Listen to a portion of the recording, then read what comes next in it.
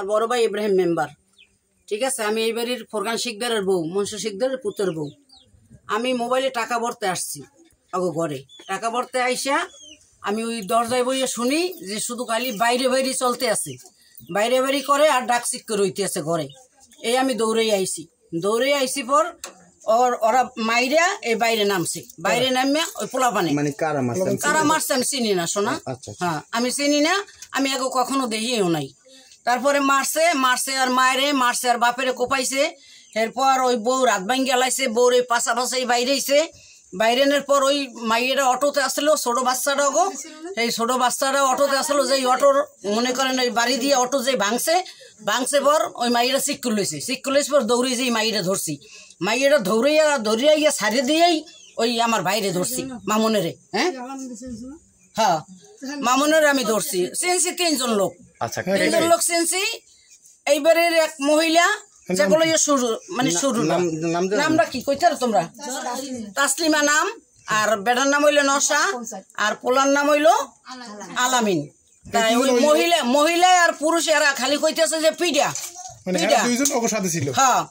পিডা। আর ওই যে ছেলেটা, ওই ছেলেটা বাইরে হইতেছে। মূলত লোকজন আসছিল কতজন? কম না, প্রায় 20-25 জন। খালি মনে করেন হাতের ভিতরে এরকম সাদা সাদা রড, বগি, সেনা মনে করেন পিটাইছে যে মানে ওর অঙ্গ কোনোটা থই নাই, সব ঝাড়ঝাড়া করিয়া লাইছি, ঠিক আছে।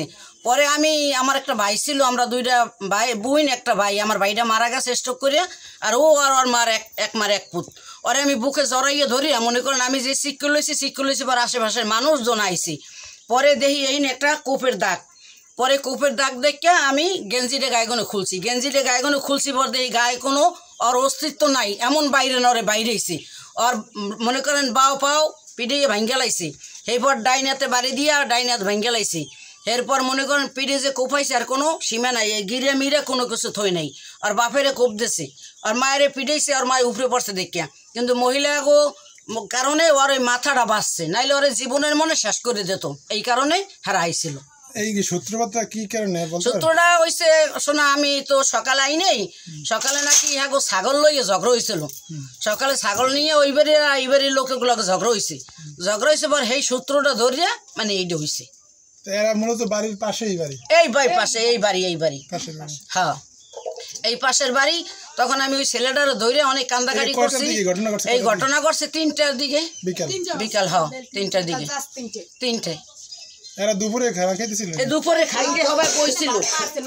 দুপুরে ওরা সবসময় দরজা আটকেই ভাত খায়, তাই আবার ফ্যাক্সিলোটা আছে।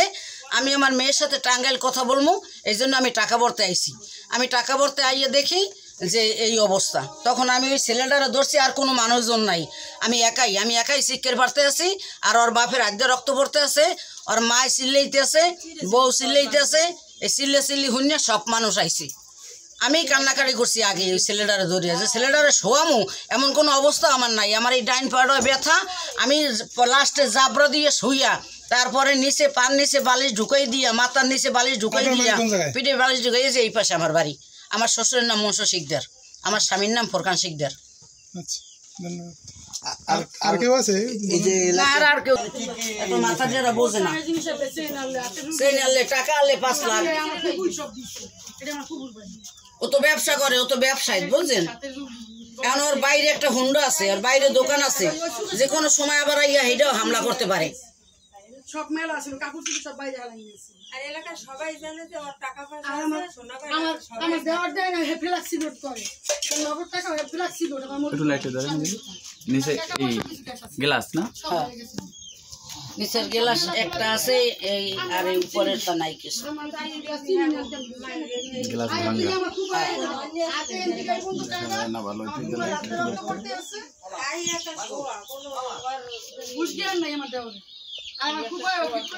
এছাড়া আর ভাঙ্গা আছে ওই পাশে কোথাও না? ভাঙ্গা আছে ওই যে ওই জানলা ভেঙে উঠছে, এই দরজা, হ্যাঁ এই দরজা ভেঙে উঠছে। মনে করেন এই ভেঙে উঠতে আবার এই টিন মিন সব বাইরেছে। এরপরে অটো ভাঙছে, এরপরে ওই অটো চার্জার আসলে এটা ভাঙছে, ভাঙে থুয়ে গেছে। আপনার কি মনে হয়? সাক্ষীগুলো দিলে